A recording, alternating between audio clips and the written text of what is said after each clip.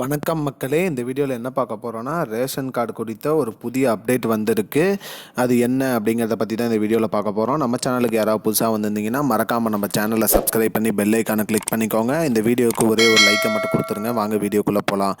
அதாவது வருகின்ற 2024ஆம் ஆண்டு ஜனவரி மாதம் முதல் ஒரு புதிய அறிவிப்பு ரேஷன் கார்டுக்கு குறித்து அரசு அதிரடியாக நடவடிக்கை எடுத்திருக்காங்க. நாடு முழுவதும் ஏழை எளிய மக்களுக்கு மலிவு விலையில் ரேஷன் பொருட்கள் வழங்கி வர உள்ள நிலையில் இந்த அரசு இந்த முடிவு அதிரடியாக எடுத்திருக்காங்க. அது என்ன முடிவு அப்படின்னு பார்த்தீங்கன்னா, அனைவருமே ஸ்மார்ட் ரேஷன் கார்டு தான் பயன்படுத்தி வரோம். இந்த ஸ்மார்ட் ரேஷன் கார்டில் நம்ம பொருள் வாங்கும்போது நம்மளுடைய கைரேகையை பயன்படுத்தி பொருள் வாங்குவோம்.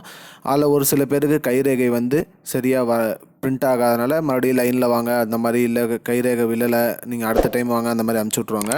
அதனால் கருவிழி சரிபார்ப்பு நம்ம கண் கருவிழி ஸ்கேனிங் பண்ணுற மிஷின் அனைத்து ரேஷன் கடைகள்லையும் வரப்போகுது. அதுவும் இல்லாமல் கருவிழி சரிபார்ப்பு 2ஆம் கட்ட கணினி மையமாக்கவும் திட்டம் வகுக்கப்பட்டுள்ளது. அதே போல் கருவிழி ஸ்கேனிங் மிஷினும், அதுவும் இல்லாமல் நம்ம ரேஷன் பொருள் வாங்குறதுக்கு பில்லு பிரிண்ட் அடிக்கிறதுக்கு பிரிண்டிங் மிஷினு, இது இரண்டுமே அனைத்து ரேஷன் கடையிலையும் வழங்க உள்ளதாகவும் கூறியிருக்காங்க.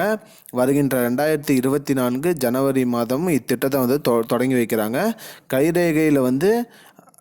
கைரேகை வைக்கிறது ப்ராப்ளம் வர்றதுனால அனைவருக்கும் கருவிழி சரிபார்ப்பு மிஷினும் பொருத்தப்படுகிறது. இதனால் கண் கருவிழி மூலம் அனைவரும் ஈஸியாக பொருள் வாங்கிடலாம். ரெண்டாவது பில்லும் பிரிண்டிங் மிஷினும் வந்துடுறப்போது நமக்கு எக்ஸஸான பொருளும் நமக்கு கொடுக்க மாட்டாங்க. இந்த திட்டம் ஜனவரியிலேருந்து மார்ச்சுக்குள்ளே முடிக்க சொல்லியிருக்காங்க. பாப்பா மக்களே, அனைத்து ரேஷன் கடைகளிலும் இந்த திட்டம் ஜனவரி மாதம் துவங்க உள்ளதாக இருக்கிறது. இதுதான் இப்போதைக்கு பயனுள்ள அப்டேட். இது போன்ற பயனுள்ள தகவலை தெரிஞ்சுக்கொள்ள நம்ம சேனலை மறக்காமல் சப்ஸ்கிரைப் பண்ணுங்கள். நன்றி. I don't understand your jokes, man. Because it's not a joke.